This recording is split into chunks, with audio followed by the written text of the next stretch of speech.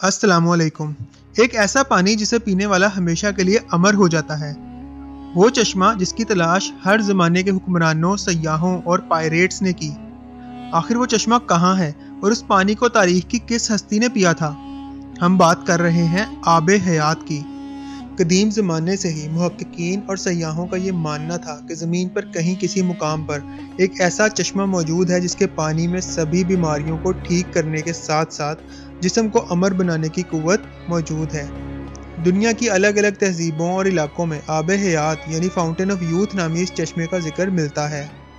आबे हयात के मानी आबे बका या वो अमृत है जिसके मुतल्लिक ये खासियत बयान की जाती है कि जो इसे पिएगा या इसमें गुस्ल करेगा उसे कभी मौत ना आएगी और वो शख्स हमेशा जवान और ज़िंदा रहेगा।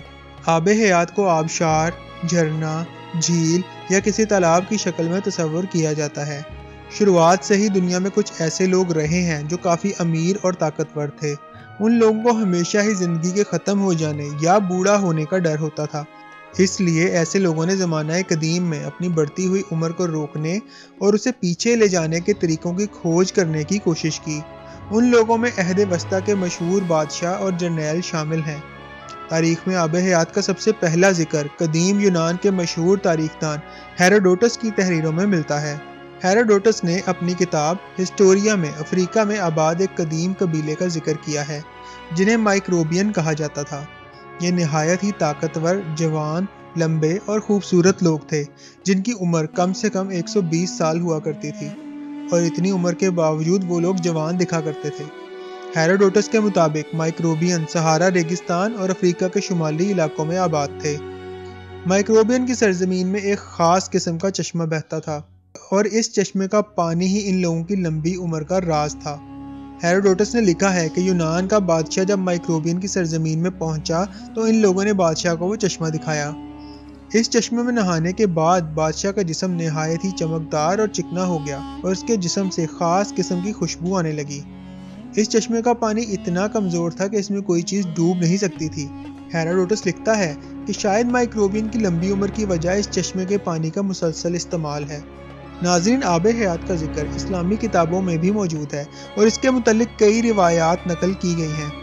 आबे हयात और ज़ुल्करनैन के मुतल्लिक इमाम ज़ैनुल आबिदीन ने एक तवील किस्सा बयान किया है जिसके मुताबिक ज़ुल्करनैन जो अल्लाह के एक नेक बंदे और बादशाह थे, फरिश्तों में से एक फरिश्ता उनका दोस्त था। उस फरिश्ते का नाम रफ़ाइल था और वो आपसे मुलाकात किया करता था।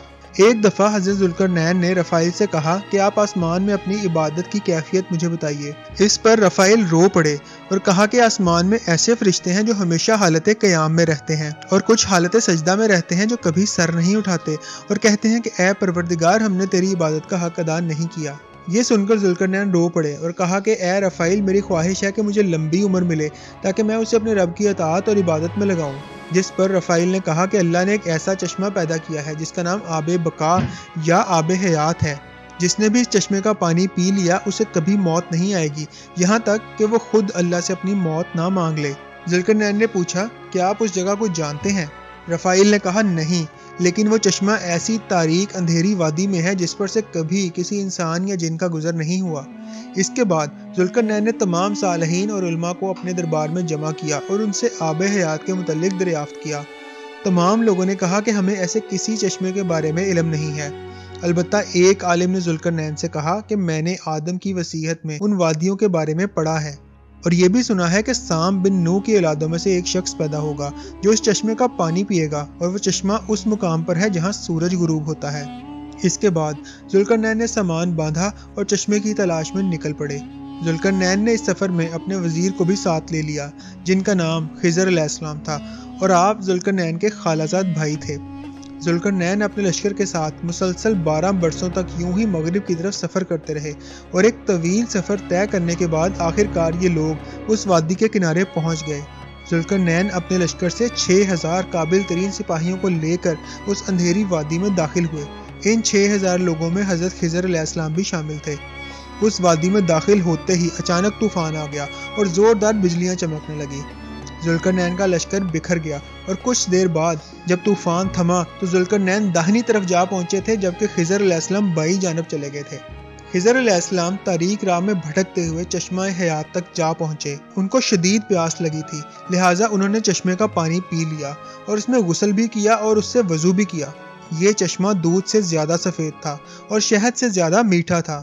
وہیں ذوالقرنین ان تاریک وادیوں سے گزر کر باہر نکل گئے، لیکن انہیں وہ چشمہ نہیں ملا، کیونکہ شاید آب حیات ذوالقرنین کے مقدر میں ہی نہیں تھا۔ لیکن اس پانی کو پینے کی وجہ سے حضرت خضر کو حیات جاودانی حاصل ہوئی اور اب آپ ہمیشہ زندہ رہیں گے۔ ناظرین، اس کے علاوہ الیگزینڈرز رومانس نامی فارسی تصنیف جو دنیا کی سب سے بڑی سلطنت قائم کرنے والے بادشاہ سکندر اعظم کے سفر کے متعلق لکھی گئی ہے۔ اس تحریر میں بھی آب حیات کا ذکر ملتا ہے، جس میں بتایا گیا ہے کہ سکندر اعظم اپنے سپاہیوں کے ساتھ چشمہ حیات کی تلاش میں نکلا تھا اور لمبے سفر کے دوران وہ اس تاریک سرزمین کے قریب جا پہنچا تھا۔ کہتے ہیں کہ جب سکندر اپنے سپاہیوں کے ساتھ اس تاریک وادی میں پہنچا تو اسے ایک ندی ملی۔ اس نے اس ندی کے کنارے پڑاؤ ڈالا اور اس نے کھانے کے لیے مچھلیاں اور پرندوں کو پکڑا، لیکن جب سپاہیوں نے ان پرندوں کو اس ندی کے پانی سے دھویا تو وہ دوبارہ جی اٹھے اور وہاں سے اڑ گئے۔ سکندر اعظم کا ماننا تھا کہ وہ ندی جنت کی کسی ندی سے بہہ کر اس زمین پر آ رہی ہے، اسی لیے اس میں زندگی دینے کی طاقت موجود ہے۔ اس پانی کو سکندر نے پیا نہیں، اور وہ سرزمین کون سی تھی اس کے متعلق تاریخ خاموش نظر آتی ہے۔ لیکن اگر غور کریں تو اسی طرح کا واقعہ حضرت موسیٰ علیہ السلام کے متعلق قرآن مجید میں بھی موجود ہے، جس میں آب حیات کی طرف اشارہ کیا گیا ہے۔ واقعہ کچھ یوں ہے کہ موسیٰ علیہ السلام ایک دفعہ بنی اسرائیل میں خطبہ دے رہے تھے تو ایک شخص نے پوچھا کہ لوگوں میں سب سے زیادہ علم کس کے پاس ہے، جس پر حضرت موسیٰ علیہ السلام نے جواب دیا کہ دنیا میں سب سے زیادہ علم میرے پاس ہے۔ ناظرین، حضرت موسیٰ کی یہ بات اللہ تعالیٰ کو پسند نہ آئی اور اللہ تعالیٰ نے حضرت موسیٰ علیہ السلام کی طرف وحی بھیجی کہ آپ کو میرے بندوں میں سے ایک بندہ 2 دریاؤں کے ملنے کے مقام پر ملے گا۔ اس بندے کو میں نے اپنے علوم میں سے ایک علم عطا کیا ہے جو آپ کے پاس بھی نہیں ہے۔ حضرت موسیٰ علیہ السلام نے اس بندے سے ملنے کی خواہش ظاہر کی۔ اللہ تعالیٰ نے حکم دیا کہ آپ اپنے ساتھ ایک مردار مچھلی کو لیجئے اور 2 دریاؤں کے ملنے کی جگہ پر جائیے، اور جہاں وہ مچھلی گم ہو جائے وہیں آپ کی ملاقات اس بندے سے ہوگی۔ لہٰذا حضرت موسیٰ علیہ السلام نے اپنے ایک خادم کو ساتھ لیا اور ایک بھنی ہوئی مچھلی کو اپنی زنبیل میں رکھ کر سفر پر نکل گئے۔ جب وہ چٹانی علاقوں میں پہنچے اور اس زنبیل کو ایک چٹان کے اوپر رکھا تو اچانک وہ مچھلی زندہ ہو گئی اور جھرنے کے راستے ندی میں چلی گئی۔ جس مقام پر وہ مچھلی گم ہوئی اسی مقام پر حضرت موسیٰ علیہ السلام کی ملاقات اس بندے سے ہوئی جن کا نام خضر علیہ السلام تھا۔ اب سوال یہ ہے کہ وہ مچھلی جو مردہ تھی وہ زندہ کیسے ہو گئی اور وہ کیسے دریا میں چلی گئی؟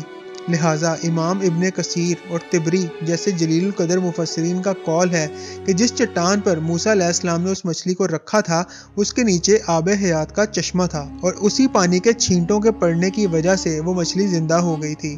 اسی طرح ایک لاطینی سیاح جان مینڈیول کی کتاب ٹریولز آف سر جان مینڈیول میں بھی چشمہ حیات کا ذکر ملتا ہے، جس کے مطابق ہندوستان کے جنوبی علاقوں میں موجود مالدیوز جزیروں میں ایک پہاڑی سلسلہ ہے اور اسی مقام پر آب حیات کا وہ چشمہ بھی موجود ہے۔ اپنی تصنیف میں جان مینڈیول نے لکھا ہے کہ سفر کے دوران جب وہ مالدیوز کے علاقے میں پہنچے تو وہاں انہیں ایک ایسا کنواں ملا تھا جس میں مختلف مصالحوں کی خوشبو آتی تھی اور یہ خوشبو ہر گھنٹے بدل جاتی تھی۔ مقامی لوگوں کے مطابق اس کنویں کے پانی سے بیماریاں ٹھیک ہوتی تھی اور اس کا پانی پیتے رہنے سے انسان بہت لمبے وقت تک جوان رہتا تھا۔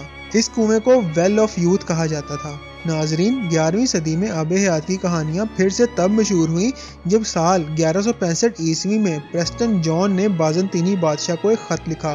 اس خط میں انہوں نے افریقہ کے ایک علاقے کا ذکر کیا۔ ان کے مطابق ایتھوپیا کے قریب ایک واٹر فاؤنٹین یعنی چشمہ تھا جس کے پانی میں یہ خاصیت تھی کہ اس میں نہانے والے شخص کی عمر 30 سال ہو جاتی ہے، خواہ وہ کتنا ہی بوڑھا کیوں نہ ہو۔ چشمہ حیات کا ذکر انجیل کی کتاب یوحنا میں بھی ملتا ہے۔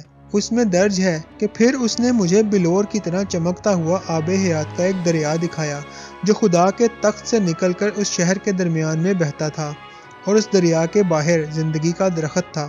کتاب یوحنا کے مطابق جو شخص بھی آب حیات کے اس چشمے میں داخل ہوگا اس کے جسم میں موجود ہر تکلیف اور ہر زخم ٹھیک ہو جائے گا۔ جبکہ ایک نظریہ یہ ہے کہ آب حیات زیر زمین یعنی انڈر گراؤنڈ دنیا میں موجود ہے۔ کئی سیاحوں نے زیر زمین دنیا کو کھوجنے کے دعوے بھی کیے ہیں، لہٰذا ممکن ہے کہ آب حیات زمین کے اندر کسی مقام پر موجود ہو اور تا قیامت اسے انسانی نظروں سے چھپا دیا گیا ہو۔ ناظرین، تو یہ تھی آج کی ویڈیو۔ امید ہے ویڈیو آپ کو اچھی لگی ہوگی۔ اگر ویڈیو آپ کو پسند آئی ہے تو اس کو لائک کر دیں اور چینل کو لازمی سبسکرائب کر دیں۔ انشاءاللہ آپ سے دوبارہ کسی اور ویڈیو میں ملاقات ہوگی۔ تب تک کے لیے اپنا بہت خیال رکھیے گا۔ اللہ حافظ۔